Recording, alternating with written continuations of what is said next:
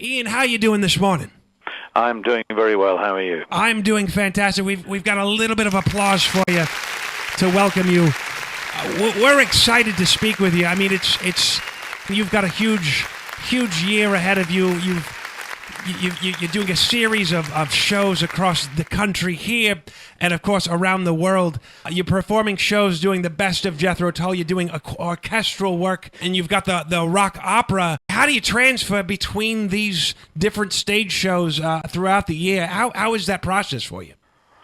It's actually pretty tricky, and then, funnily enough, that's exactly what I've been doing the last couple of hours, is going through some songs for an upcoming orchestral concert with a symphony orchestra in Hungary, and also looking at some different set that I have to play this coming weekend at a festival in Wales. Wow. And so, yeah, it's 3 or 4 different kind of shows that we do this year, probably 5 different set lists and kind of shows. So it is a lot of preparation, because although there's a little bit of the material that crosses over from one type of show to another, the arrangements are different, and so you still really do have to prepare all of them as separate shows. So it's not just for me. I'm used to all of this, but for the other guys in the band, they have to acquire and build up an almost encyclopedic knowledge of all the Jethro Tull repertoire and know all the material and be able to prepare it in time, because we walk on stage on this coming Saturday without a rehearsal beforehand. Gosh. We all have to do our homework and get note perfect and be prepared to just jump up there and do it. It's obviously, I mean, you've got such a large volume of music. How do you decide, this fits for the orchestral stage show and this fits, how do you decide, like, breaking up certain songs from your career? Yeah, well, in some ways they make that decision for themselves. Right. And if you're doing something in an orchestral concert, then you really do have to backpedal on the loud drums and the electric guitar parts and try to do it in more of an acoustic framework, because we are not rock band plus orchestra. Right. We are a big orchestra with electric guitar and drums and bass, and we think of ourselves as becoming part of the orchestra.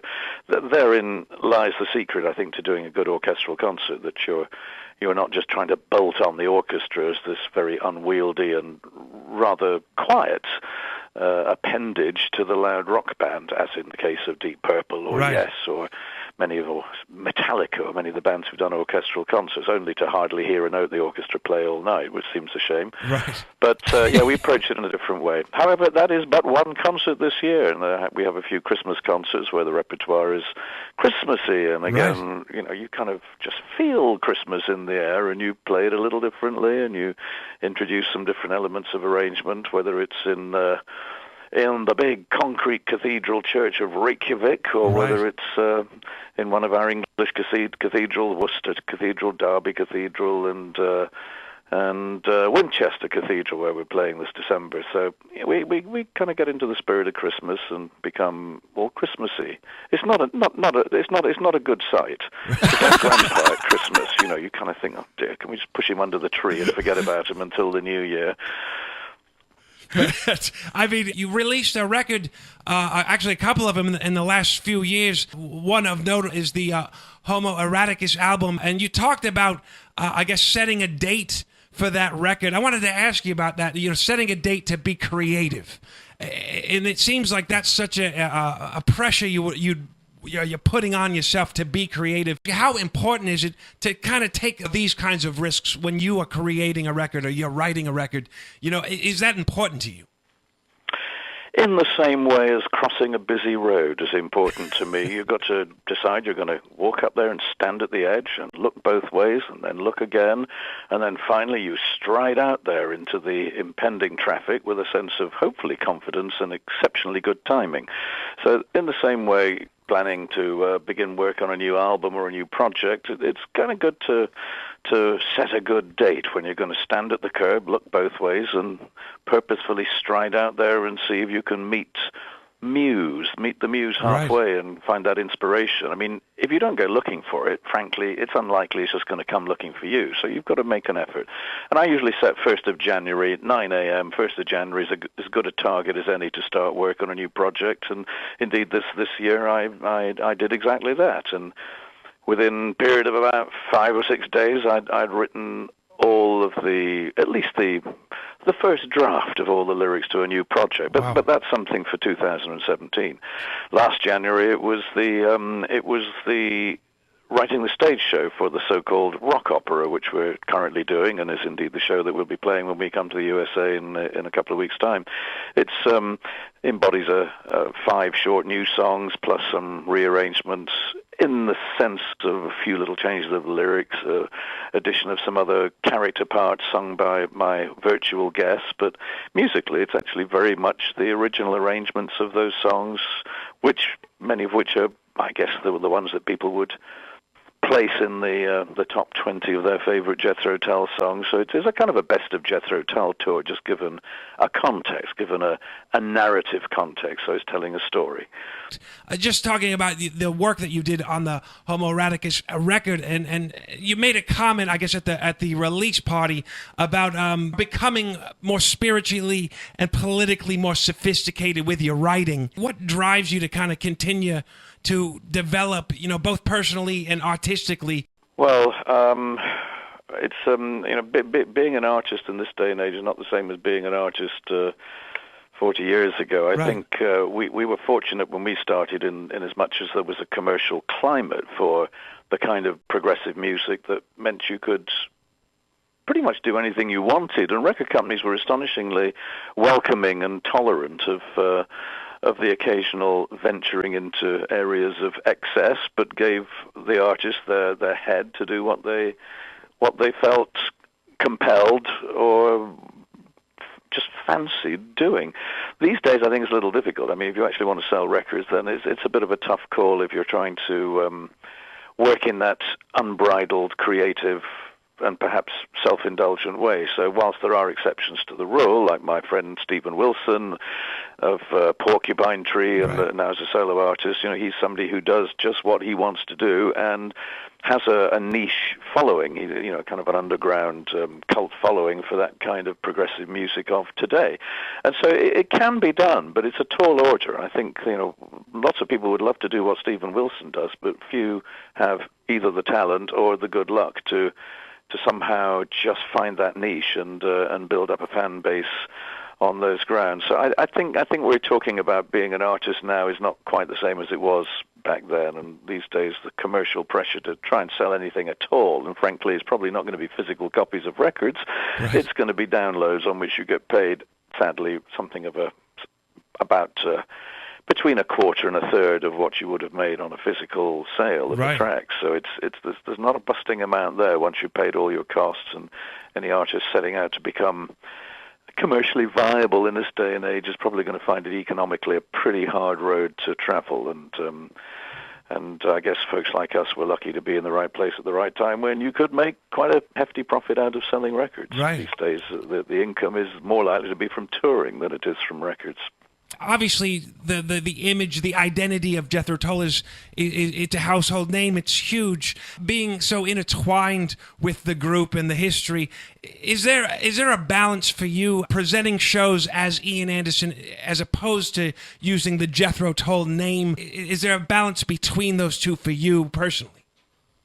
Well, it's a very easy balance, absolutely, on the grounds, really, that Jethro Tull applies, at least in the context of a musical use of the name, as opposed to the 18th century historical character, the original Jethro Tull. Right. But if we're talking Jethro Tull, the rock band, then Jethro Tull is the repertoire.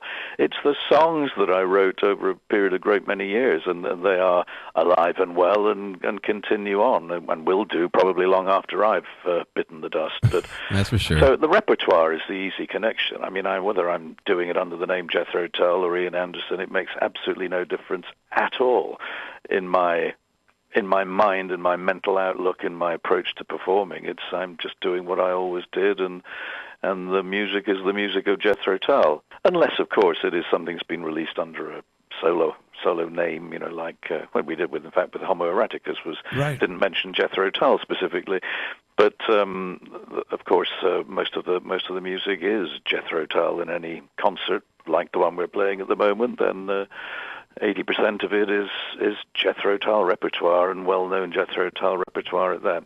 So for me, there's just no distinction at all. It's really just how you want to be known. And as I approach the latter days of my professional life, probably my life, full stop, because most of us would like to die with our boots on, Right. then I am aware that I would like people to know what it says on my passport, where it does not say Jethro Tull. Right. I learned about you'd switched fingering styles that you'd learned several years back, well into your career, about playing the flute. You realized that you may have been doing it a little bit wrong or differently, and you reapproached the instrument and kind of relearned it. Do you look for these kind of certain challenges to overcome? Because you seem like you're such a dedicated, hard-working artist. Would that be something that is something you saw as a challenge? You're like, I can do this. Let's do it. Well, I did it because I was a little frustrated by the fact that never having had a flute lesson and never having even seen a flute fingering chart to work out where I should put my fingers to make all the different notes in the, roughly speaking, 3 octaves of the flute, I thought maybe I should check it out. And when I did, I realized that there was a much easier way to get a clear, tuneful note out of the flute. The fingering was more complicated, but the net result was that it was easier to perform and easier to enjoy, because it was just better sounding and more tuneful. But of course it did require a complete relearning. I had to get the old stuff out of my head, and it was a bit like, quitting smoking and taking up drinking.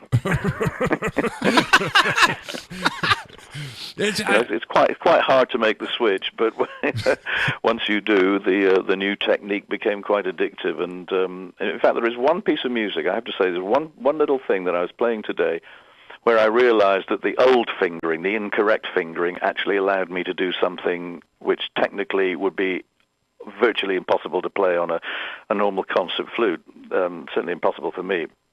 But just a little kind of facile trick that was easy with the incorrect fingering I could still do today, which makes me wonder if perhaps a lot of well-acclaimed and able classical flautists also employ some of those little cheat ways of playing certain passages and using technically incorrect fingering, but it allows you to execute the passage of something, usually when it's very quick, that probably people will not notice the slight intonation issue that is caused by the incorrect fingering. So I think there are probably some, official, in inverted commas, cheats, ways of doing certain things, probably on many instruments, not just the flute. Right. But I don't really talk to other flute players, so I have no idea where the truth of the matter lies. You've had such an amazing career, and it continues. I feel a lot of the work you've done in the latter part of your career is just as mind-blowing and flooring. Some of the arrangements, some of the work that you've done. And I feel like, you've created a career for yourself that most artists would dream of. How do you define what is a success for you, knowing that you've had this history? I mean, for personal success or artistic success, is there something that you hold your work up to? I'm reasonably fortunate that at my age I still have a certain amount of physical skill to incorporate the technique successfully on stage, and so my hands have not yet frozen up. I don't have any injuries, any sort of industrial injuries from playing the flute, like a lot of flute players do get, apparently. I'm in reasonably good shape, so I've yet to encounter that phase when things physically become very difficult to do. Unlike, of course, poor Keith Emerson, who we all know in the last few days sadly seemed to have taken the decision to end it because of his frustration, I guess, at not being able to do what he used to be able to do. Indeed, when Emerson, Lake and Palmer toured with us in 1997, Keith was having a hard time. I mean, he said to me, I can only do 45 minutes at a stretch. He said, otherwise my hand is so sore, and then next day I can't play at all. And he was suffering, and some of the nights on that tour you could see he was in pain, and that's a difficult thing. I mean, that was in '97. Imagine how much worse it must have got since then. So, I feel terrible for people who are losing that ability, and perhaps almost frightened to get out there and do it because they know they can't deliver what they used to deliver. Same with poor old Pavarotti. I watched him in one of his final performances when we were on some TV show in Germany, and he was, at rehearsal watching him. I thought, he's just not going to make it. This is going to be disastrous this evening. Right. He's just not in shape to do it. And of course, he rose to the occasion and managed to do a credible performance when it came to the night, standing up next to Jose Carreras, who was in typically good form. And poor old Pavarotti was, you could see pretty scared about it. I mean, there's no doubt about it. He wasn't comfortable. He knew he was, at that point, really not capable of being the Pavarotti everybody wanted to hear. But yes, I have full sympathy with those folks who go through those things. Amy Winehouse, another one who just was getting to the point where she really just lost confidence and couldn't quite do it anymore. Just didn't have the mental wherewithal. So happily for me, that's not happening. I don't really think about it too much. It's a bit like riding the bicycle. You just jump on it and pedal away. And one day, of course, you will jump on the bicycle, start to pedal, and crash and burn. But it hasn't quite happened yet. A lot of being in the business and releasing any kind of art, it's up and open to criticism from fans and obviously critics themselves, and it's a part of the business. Do you how do you allow a criticism of your work? Do you look at that? Do you listen to it at all? Or is it not even a factor when you've released something? Well, when it's somebody ranting and raving on some online chat room, then of course, no, I don't pay any attention. Right. People vent their spleen, whether it's at Donald Trump or Keith Emerson. It's what people do, and particularly do it because they get a gloating sense of achievement in some small-minded way by being very vociferous and usually quite nasty.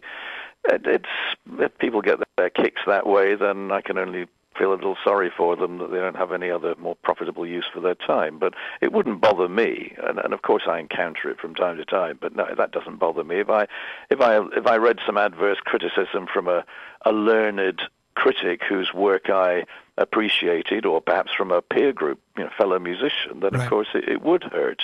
It hurt me many years ago when I read Frank Zappa.